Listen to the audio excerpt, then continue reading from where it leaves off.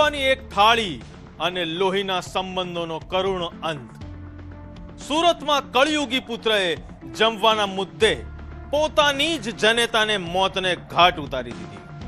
જુઓ મમતા ઉપર ભારે પડેલા ક્રોધની આ સનસનીખેજ કહાની।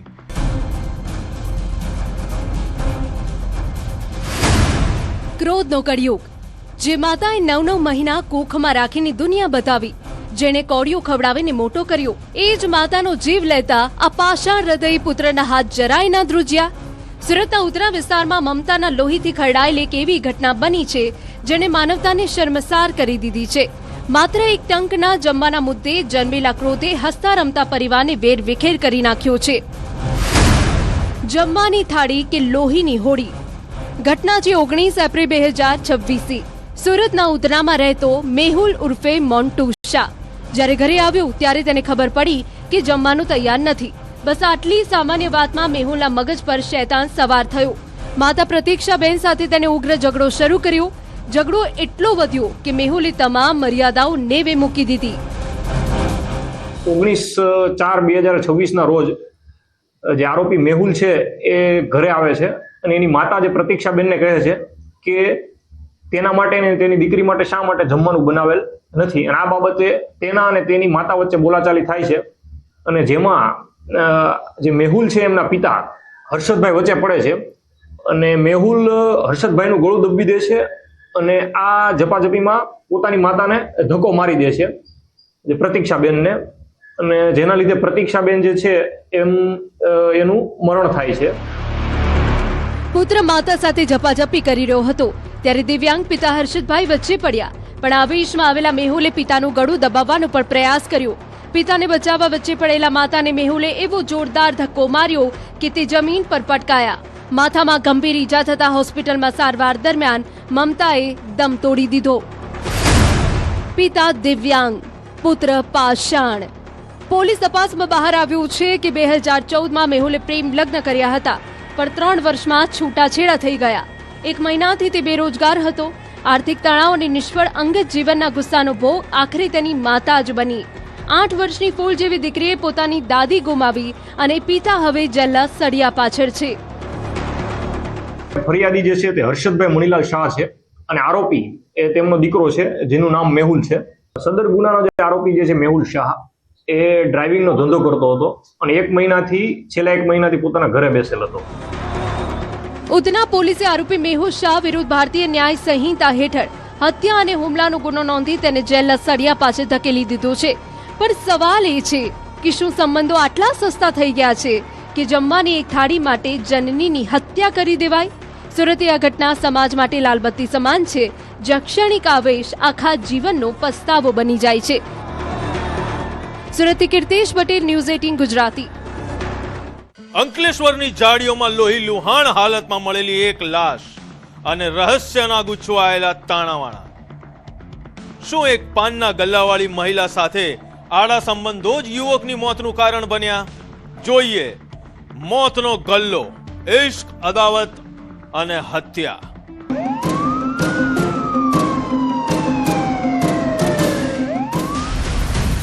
ઔદ્યોગિક નગરી અંકલેશ્વરની સવાર ગત ગુરુવારે સામાન્ય નહોતી। સાળંગપુરના તળાવ કિનારે જાડીઓ વચ્ચે પડેલી એક લાશ અને ગળા પરના ઘા ચીસો પાડીને કહી રહ્યા હતા કે અહીં રાત્રિના અંધકારમાં ક્રૂરતાની પરાકાષ્ઠા બતાવવામાં આવી છે। લોહીથી ખરડાયેલો મૃતદેહ। ઘટના સ્થળેથી પોલીસે મળી આવ્યો એક એક્ટિવા જેનો નંબર હતો GJ16DM7186। શરૂઆતમાં લાશ વણ ઓળખાયેલી હતી, પરંતુ પોલીસના ચક્રો ગતિમાન થતા જ ભેદ ઉકેલાયો। મૃતક હતો ઉત્તર પ્રદેશનો વતની મુન્ના લક્ષ્મણભાઈ પાલ। તારીખ 17/4/2026 ના રોજ અંકલેશ્વર જીઆઈડીસી વિસ્તારમાં આવેલી અંજની ધારા સોસાયટી પાસે પોલીસને એક અજાણી પુરુષની લાશ મળી આવે છે, જે શરૂઆતમાં એક અનઆઇડેન્ટિફાઈડ ડેડ બોડી તરીકે હોય છે, પરંતુ પોલીસ ગણતરીના કલાકોમાં જ શોધી કાઢે છે કે આ ડેડ બોડી કોની છે। જે ખ્યાલ આવે છે કે આ ડેડ બોડી જે છે એ મુન્ના, કે જે લક્ષ્મણ પાલના દીકરા છે, જેની ઉંમર આશરે 43 વર્ષના છે અને એ યુપીના રહેવાવાળા છે, તેઓની છે। મુન્નાની હત્યા કોઈ લૂંટના ઈરાદે નહીં, પણ એક એવા કારણસર થઈ હતી જે સમાજ માટે લાલબત્તી સમાન છે। તપાસમાં બહાર આવ્યું કે મુંડાના પ્રેમ સંબંધો અંકલેશ્વરના પાનનો ગલ્લો ચલાવતી શાંતિદેવી નામની મહિલા સાથે હતા. જે શાંતિદેવી દિલીપ મંડળ છે તેઓ એક પાનનો ગલ્લો ચલાવે છે અને તેમના ક્યાંય ને ક્યાંય સંબંધો જે હતા એ આ મરણ જનારની સાથે હતા કે જેને લઈ અને શાંતિદેવીની સાથે અને એ મરણ જનારની સાથે રાત્રે બોલાચાલી થઈ હતી કે જે વખતે તેમનો ત્યાં જમાઈ જે ભોલુ માનિક મંડળ અને દીકરો પણ હાજર હોય અને ત્યારબાદ બંને દ્વારા જે છે તેની હત્યા કરી દેવામાં આવે છે. શાળા બનેવીનો ખૂની ખેલ. પરિવારની આબરૂ હરાજી પર ચડતા જમાઈ ભોલુ અને શાંતિદેવીના સગીર પુત્રએ રસ્તો સાફ કરવાનો પ્લાન ઘડ્યો. તીક્ષ્ણ હથિયારથી મુન્નાનું ગળું ચીરી નાખ્યું અને પુરાવાનો નાશ કરવા લાશની તળાવ કિનારે ઝાડીઓમાં ફેંકી દીધી. ત્યારબાદ પોલીસ દ્વારા ટેકનિકલ સોર્સના આધારે અને હ્યુમન ઇન્ટેલિજન્સના દ્વારા ગણતરીના કલાકોમાં જ કોના દ્વારા તેની તીક્ષ્ણ હથિયારોથી હત્યા થઈ છે તે શોધી કાઢવામાં આવે છે.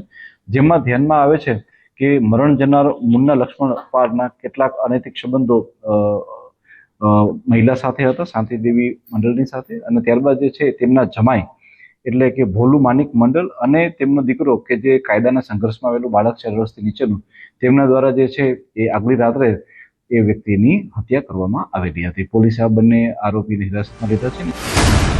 સંબંધોનો ખેલ બન્યો મોતનો ખેલ. આંધળા પ્રેમે એક યુવાનનો જીવ લીધો અને આવેશમાં આવીને ભરેલા એક ડગલે એક આખા પરિવારને જેલના સળિયા પાછળ ધકેલી દીધો. ભલે ગુનો ગમે તેટલી હોશિયારીથી આચરવામાં આવ્યો હોય પણ કાયદાના લાંબા હાથથી બચવો અશક્ય છે. પ્રેમ જ્યારે બની જાય અંધકાર અને સંબંધો જ્યારે તોડી નાખી સીમાઓ, ત્યારે પરિણામ હોય છે માત્ર વિનાશ.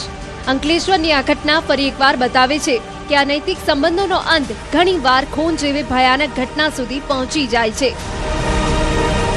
અંકલેશ્વરથી ભાવિન પટેલ, ન્યૂઝ 18 ગુજરાતી. ગઝવાએ હિન્દનું સપનું અને લોહિયાળ ખેલનું પ્લાનિંગ. ગુજરાત એટીએસે દેશ વિરોધી કાવતરાનો પર્દાફાશ કરીને બે કટ્ટરપંથી યુવકોને દબોચી લીધા છે. શું હતો તેમનો માસ્ટર પ્લાન તે જોઈએ.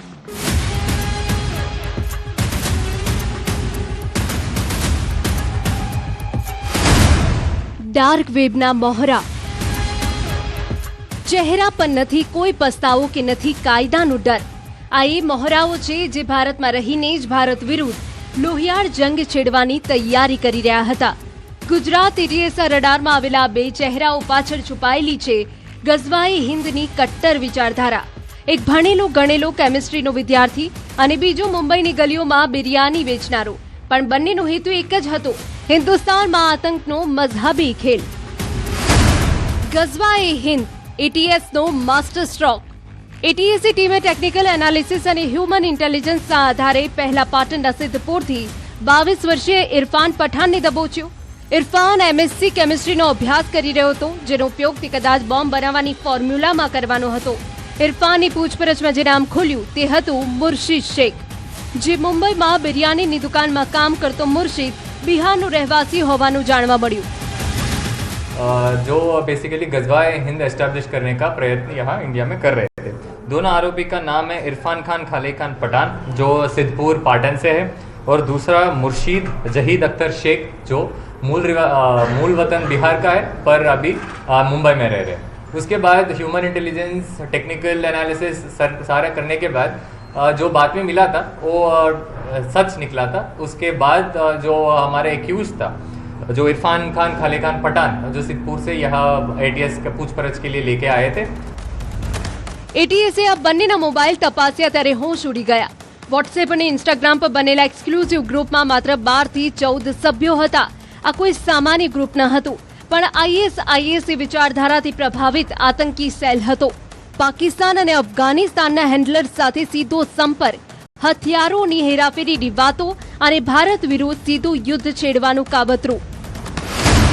सोशल मीडिया पर जहरीलू नेटवर्क. उस हिसाब से इनके बातचीत चल रही थी, बेसिकली इंडिया के अगेंस्ट वॉर वेज करने के लिए. उनका प्राथमिक एम ये था कि ऐसा विचारधारा के लोग को सारे इंडिया के थ्रू इकट्ठा करना, वेपन्स को साइफन ऑफ करना और फंड इकट्ठा करना और इंडिया के अगेंस्ट वॉर वेज करना. उनका अलग अलग ग्रुप्स थे व्हाट्सएप में और इंस्टाग्राम में, बहुत ही शॉर्ट और बहुत ही क्लोज ग्रुप्स थे. अराउंड 12-13 मेंबर्स ही थे, ओपन टू ऑल नहीं था, थोड़ा एक्सक्लूसिव ग्रुप था। उसके अंदर इनका बातचीत चल रहा था कि अलग अलग लोगों के ऊपर अटैक भी करना है, ऐसे तरीके का बात कर रहे थे। આ લોકોના ટાર્ગેટ પર આરએસએસના કાર્યકરો અને મોટા રાજકીય નેતાઓ હતા. 5-6 મહિનાથી ચાલતા આ ખેલમાં તેઓ ફંડિંગ ભેગું કરવાની ફિરાકમાં હતા. હાલમાં એટીએસે આ બંનેના 11 દિવસના રિમાન્ડ મેળવ્યા છે.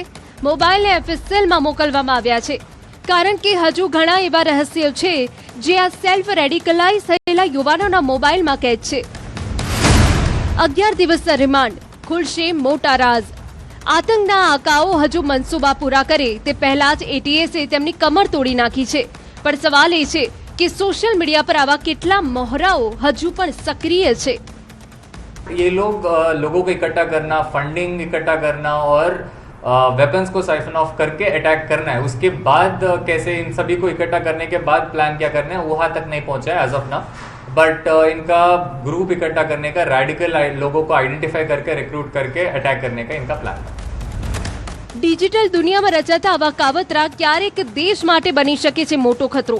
પણ આ વખતે એટીએસે ચુસ્ત નજરે એક મોટી સાજિશને સમય પહેલા જ રોકી દીધી. અમદાવાદથી નવીન ઝા, ન્યૂઝ 18 ગુજરાતી. બાળક નહીં પણ લાખોના સોદા. બનાસકાંઠા પોલીસના ઓપરેશન દેવમાં ખુલ્લી નવજાત શિશુઓની તસ્કરી કરતી ખતરનાક મુર્ગન ગેંગ.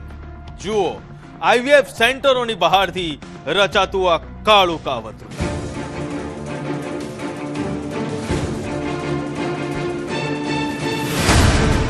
ઓપરેશન દેવ, માસૂમોના સોદાગર. બાળક એટલે ભગવાનનું રૂપ, પણ આ કળિયુગમાં એ જ ભગવાનના રૂપને લાખોમાં વેચવાનું પાપ થઈ રહ્યું છે. બનાસકાંઠાના વડગામથી શરૂ થયેલી એક તપાસ આંધ્રપ્રદેશ અને તેલંગાણાના હૈદરાબાદ સુધી પહોંચી, ત્યારે પોલીસ પણ ચોંકી ઉઠી હતી. આ કોઈ સામાન્ય ચોરી ન હતી, પરંતુ આ હતું આંતરરાજ્ય ચાઇલ્ડ ટ્રાફિકિંગનું Telangana connection. Mission operation Dev, gang Murgan gang. Target IVF સેન્ટરો અને નિસંતાન દંપતીઓ. મોડસ ઓપરેન્ડી ગરીબ પરિવારો પાસેથી ખરીદી અથવા અપહરણ. 6 એપ્રિલના રોજ ધનપુરાથી થયેલા એક અપહરણના કેસે પોલીસે ઊંઘ ઉડાડી દીધી હતી. હાઈટેક દુનિયાના આ હાઈટેક ગુનેગારોને પકડવા માટે બનાસકાંઠા પોલીસે પર રણનીતિ બદલી. આ તપાસમાં તેલંગાણાનો કુખ્યાત મુર્ગન અને તેની પત્ની સુરાક્ષીનું નામ ખુલ્યું, જે છેલ્લા 4 વર્ષથી આ કાળો કારોબાર ચલાવતા હતા. 6 એપ્રિલના રોજ એક બાળકનો કિડનેપિંગ થયો હતો. તે બાળકને એલસીબી એસઓજી ડિવિઝન ઓફિસ અને વડગામ પોલીસ સ્ટેશનના ટીમ દ્વારા બહુ ઓછા સમયમાં અલગ અલગ ટીમો બનાવીને શોધવામાં આવેલ હતું. આ પ્રમાણે બાળકને કિડનેપિંગ અથવા નવજાત બાળકને તેઓના વાલીઓ પાસેથી લઈને વેચવાનો એક મોટો રેકેટ આમાં શામિલ છે. આ ગેંગ કેટલી શાતિર હતી તેનો અંદાજ એ વાત પરથી લગાવી શકાય કે મુંબઈ વડોદરા હાઈવે પરથી જ્યારે એક કાયદાના સંઘર્ષમાં આવેલા બાળકને પકડવામાં આવ્યો, ત્યારે તેની પાસે 3.5 લાખની રોકડ મળી આવી હતી. પોલીસે મુખ્ય આરોપી શૈલેષના મોબાઈલમાંથી એવા પુરાવા મળ્યા કે તપાસની દિશા બદલાઈ ગઈ. માત્ર શિશુઓ જ નહીં, સગીરો અને મહિલાઓના ફોટા પણ મળી આવ્યા. ખાસ કરીને એઆઈનો ઉપયોગ કરીને મુર્ગનને ટ્રેપમાં લેવામાં આવેલ અને કાગઝનગરમાંથી મુર્ગનને પકડવામાં આવેલ. મુર્ગન પછી મુર્ગનના સાથે 2 વધુ એજન્ટો હતા, જેનું નામ કાસરાપુ તિરુપતિ અને કેલેટી ગંગાધર હતા. તે એજન્ટોને પણ પકડવામાં આવેલ. તપાસમાં સામે આવ્યું કે આ ગેંગ આઈવીએફ સેન્ટરો પર નજર રાખતી હતી. જરૂરિયાતમંદ માતાઓ પાસેથી બાળક ખરીદીને તેને 3.5 થી 5 લાખ રૂપિયામાં વચેટિયાઓ મારફતે વેચી દેવામાં આવતા હતા. ગુજરાતના 2, મહારાષ્ટ્રના 2, તેલંગાણાના 3 અને દિલ્હીનો 1. એમ અત્યાર સુધી 8 થી વધુ બાળકોનો સોદો આ ગેંગ કરી ચૂકી છે. તેઓ દ્વારા 8 જેટલા બાળકો, જેમાં ગુજરાતના બનાસકાંઠાના 2 બાળકો છે, મુંબઈ મહારાષ્ટ્રના 2, હૈદરાબાદ તેલંગાણાના 3 અને દિલ્હીના 1 બાળક છે, તે વેચવામાં આવેલ છે. આમાંથી જે બનાસકાંઠાના 1 બાળક છે, દાતા પોલીસ સ્ટેશન વિસ્તારમાં પોલીસ તરફથી, સરકાર પક્ષ તરફથી ફરિયાદ પણ દાખલ કરવામાં આવેલ છે બાળ તસ્કરીના ગુનામાં. મુર્ગન તિરુપથી અને ગંગાધર હાલ જેલના સળિયા પાછળ છે. પણ શિવા, રોહિદાસ અને કવિતા જેવા અન્ય એજન્ટો હજુ પોલીસની રડારમાં છે. શું આ નેટવર્કમાં કોઈ મોટી હોસ્પિટલો કે ડોક્ટર પણ સામેલ છે? એમો તરીકે આ લોકો જે નવજાત બાળક છે, જેઓને વાલીઓને તે બાળક કોઈ કારણસર જોઈતો નથી અને પૈસાની જરૂરત છે, આ ધ્યાને રાખીને આ લોકો તેઓ લોકોને સંપર્કમાં લેતા હતા અને પછી તેઓ પાસેથી આ બાળક ખરીદીને વચ્ચે દલાલી મેળવીને જે સામેવાળા એજન્ટો છે તેઓને આ વેચતા હતા. બાળકને ભગવાનનું રૂપ માનવામાં આવે છે, પરંતુ અહીં એ જ ભગવાન વેચાઈ રહ્યો હતો. બનાસકાંઠા પોલીસની સતર્કતા અને ઓપરેશન દેવ એણે ઘણા ઘરોના દીવા ઓલવતા બચાવી લીધા, પરંતુ આ અંધારું હજુ પૂરેપૂરું દૂર નથી થયું. ઓપરેશન દેવ હજુ અટક્યું નથી, કારણ કે માસૂમોના જીવ સાથે રમત રમનારા દરેક ચહેરા પરથી નકાબ ઉતારવાનો બાકી છે. બનાસકાંઠાથી કિશોર તુમર, ન્યૂઝ 18 ગુજરાતી. દહેજ જીઆઈડીસીમાં તસ્કરોએ મચાવ્યું ત્રાંડવ. એક જ રાતમાં 3.25 કરોડનો મુદ્દામાલ સાફ. પણ શું તસ્કરો પોલીસની નજરથી બચી શક્યા? જોઈએ ધ ગ્રેટ દહેજ હિસ્ટ અને ખાખીનો એક્શન પ્લાન.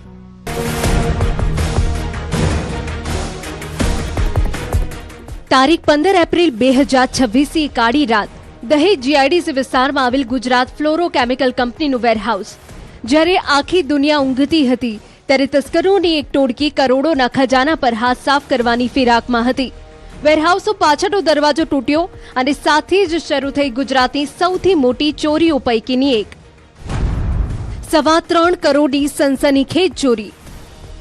ગુજરાત ફ્લોરોકેમિકલ્સ કંપનીના વેરહાઉસમાંથી માત્ર સ્પેર પાર્ટ્સ જ નહીં, પણ આશરે 3.16 કરોડની કિંમતના 21 મિકેનિકલ સીલ અને ઇન્ડસ્ટ્રીયલ વાલ્વ ગાયબ થયા. કંપનીના હોશ ઉડી ગયા હતા અને પોલીસ માટે આ એક મોટો પડકાર હતો. પોલીસની ટીમો દ્વારા અલગ અલગ સીસીટીવી કેમેરાઓનો, કઈ ગાડીઓની ક્યારે શંકાસ્પદ મુવમેન્ટ છે, આ બધાનો તથા બીજા અન્ય ટેકનિકલ અને હ્યુમન સર્વેલન્સનો ઉપયોગ કરી બ્લુ કાર અને તસ્કરોની જાળ. પોલીસના સીસીટીવી રડારમાં એક શંકાસ્પદ વાદળી રંગની બ્રેઝા કાર દેખાઈ. રહિયા ચોકડી પાસે પોલીસે ફિલ્મી ઢબે વોચ ગોઠવી અને જેવી એ કાર નજીક આવી, ખાખીએ તેને ચારે બાજુથી ઘેરી લીધી. કારની અંદરથી જે મળ્યું તેણે પોલીસને પણ ચોંકાવી દીધા. જેઓનું નામ વિશાલદીપસિંહ, ગુરુસેવકસિંહ, હરવિંદરસિંહ, રાજદીપસિંહ, ભગીરથ ગુર્જર અને જયદેવ સુરેશ પટેલ છે. આ ચોરીની સાથે સાથે પોલીસે પોતાનો કોઈનો ઉપયોગ કરીને અન્ય 2 ચોરીઓ કે જેની અંદર દહેજ ખાતે જ ફેબ્રુઆરી મહિનામાં માધવ ઇન્ડસ્ટ્રીઝમાં થયેલી 2.5 લાખ રૂપિયાની ચોરી અને ભરૂચ રોડમાં થયેલી બાઇક ચોરીનો પણ પર્દાફાશ કરવામાં આવ્યો છે અને આ જ ગેંગનો હાથ હોવાનું પોલીસને જાણ થઈ છે. ચીખલીગર ગેંગનો પર્દાફાશ. પકડાયેલા આરોપીઓ પૈકી કેટલાક ચીખલીગર ગેંગના સભ્યો હોવાનું બહાર આવ્યું છે. આ ટોળકી માત્ર વેરહાઉસ જ નહીં, પણ રસ્તા પરથી બાઇક ઉઠાવવામાં પણ માહિર હતી. પોલીસે આ સફળતાથી માત્ર આ કેસ જ નહીં, પણ અન્ય 2 ચોરીના ગુનાઓનો પણ પર્દાફાશ થયો છે. ને એમનું કોઈ કંપની તરીકેનું કનેક્શન નથી. આ તમામ જે છે એ ચીખલીગર ગેંગ સાથે અને કેટલાક જે છે તેના લોકલાઇટની સાથે સંબંધ ધરાવે છે. એ લોકો બ્લુ કલરની એક બ્રેઝા ગાડી લઈને આવે છે અને ત્યારબાદ જે છે એ લોકો અંધારાનો લાભ લઈ અને ત્યારબાદ આ કંપનીમાં આવીને એ લોકો ચોરી કરી જાય છે. અત્યારે 6 આરોપીઓ જેલના સળિયા પાછળ છે, જ્યારે યુપીનો બલવિંદર સિંહ હજુ પણ ફરાર છે. કરોડોની ચોરી કરી રાતોરાત અમીર બનવાના સપના જોતી આ ગેંગને દહેજ પોલીસે ગણતરીના કલાકોમાં જ તેના અસલી ઠેકાણે એટલે કે લોકઅપમાં પહોંચાડી દીધા છે. ભરૂચથી ભાવિન પટેલ, ન્યૂઝ 18 ગુજરાતી. સત્યનો પડદો ઉચકાશે જ્યારે ગુનેગાર બેનકાબ થશે. એક નાનકડા વિરામ પછી ફરી મળીશું. જોતા રહો ક્રાઇમ શો અપરાધ. પાકું મકાન તોડાશે. સુરતમાં તરતા સોનાનો કાળો કારોબાર. કરોડોની કિંમતની માછલીની ઉલટી સાથે 3 શખ્સો ઝડપાયા. શું છે આ એમ્બરગ્રીસનું રહસ્ય તે જોઈએ.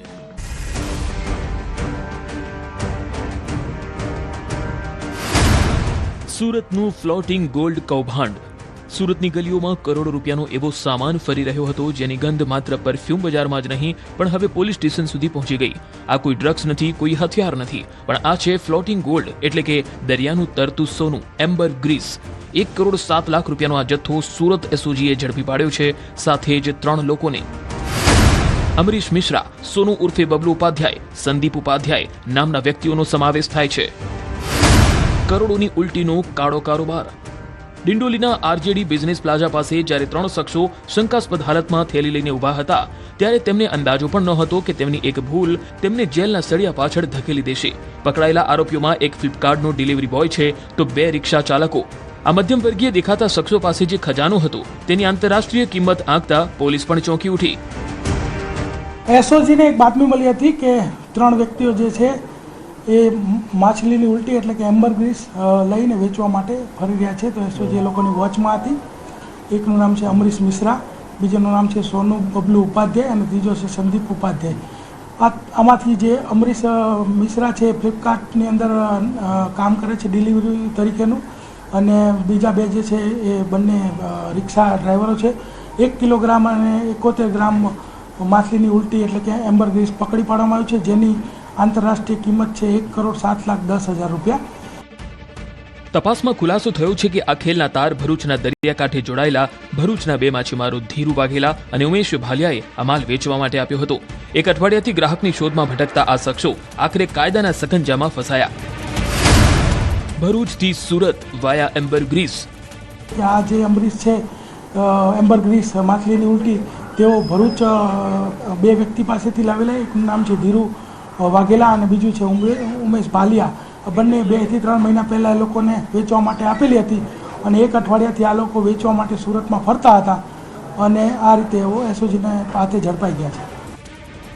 સવાલ એ થાય કે માછલીની ઉલટી માટે આટલી જોખમી લાલચ કેમ?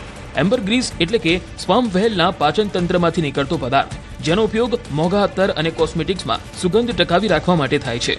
પરંતુ વાઇલ્ડ લાઇફ પ્રોટેક્શન એક્ટ હેઠળ આનો વેપાર સખત ગુનો છે. કે કોઈ પણ વ્યક્તિ જ્યારે આવું એમ્બર ગ્રીસ એને મળે તો એને ફોરેસ્ટ વિભાગને જાણ કરી અને એને સોંપી દેવું જોઈએ.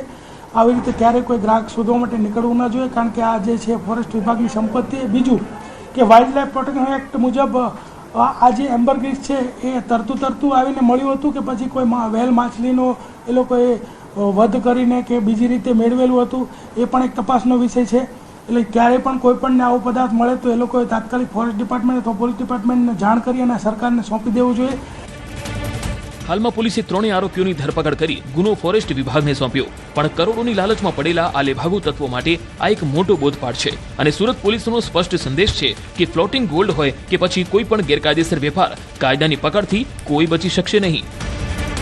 સુરતથી કીર્તેશ પટેલ, ન્યૂઝ 18 ગુજરાતી. તો સમાચારોમાં આગળ વાત કરીએ. અમરેલી શહેરમાં સામાજિક તત્વોની બેફામ હરકતોનો ચોંકાવનારો કિસ્સો સામે આવ્યો છે, જ્યાં બિનાકા ચોક ખાતે આવેલી પાનની દુકાને 3 શખ્સોએ જાહેરમાં દુકાનદાર પર છરી વડે હુમલો કર્યો.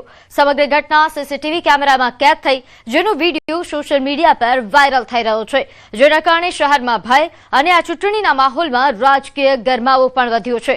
મળતી માહિતી મુજબ નાની બાબતને લઈને થયેલા વિવાદ બાદ આરોપીઓએ દુકાનદાર પર છરીના ઘા મારી હુમલો કર્યો અને જાનથી મારી નાખવાની ધમકી પણ આપી. ઘટના અંગે ફરિયાદ નોંધાતા પોલીસ દ્વારા તાત્કાલિક કાર્યવાહી કરી 3 આરોપીઓને ઝડપી પાડ્યા.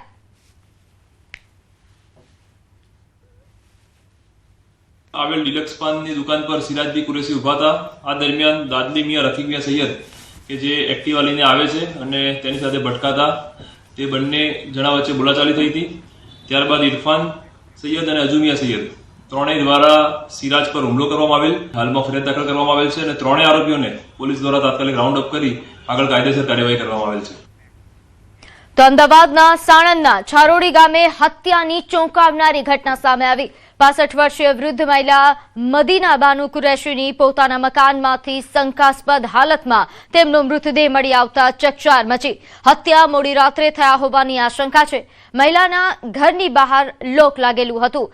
જેને જોઈને શંકા વધુ ગહેરાઈ. નોંધ્ય છે કે ગ્રામજનોએ પોલીસને જાણ કરી હતી, જે બાદ Sanand GIDC police, SOG, LCB અને એફએસએલની ટીમ તાત્કાલિક ઘટના સ્થળે પહોંચી. પોલીસે મકાનનું લોક તોડીને અંદર પ્રવેશ કરી તપાસ હાથ ધરી. અજાણ્યા શખ્સોએ વૃદ્ધ મહિલાને બોથડ પદાર્થ વડે હુમલો કરી હત્યા કરી અને બાદમાં મૃતદેહ સળગાવવાનો પ્રયાસ કર્યા હોવાની આશંકા છે.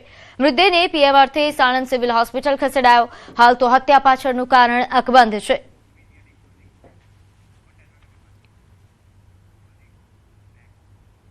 હાલ બસ આટલું જ. આપ જોતા રહો ન્યૂઝ 18 ગુજરાતી. નમસ્કાર.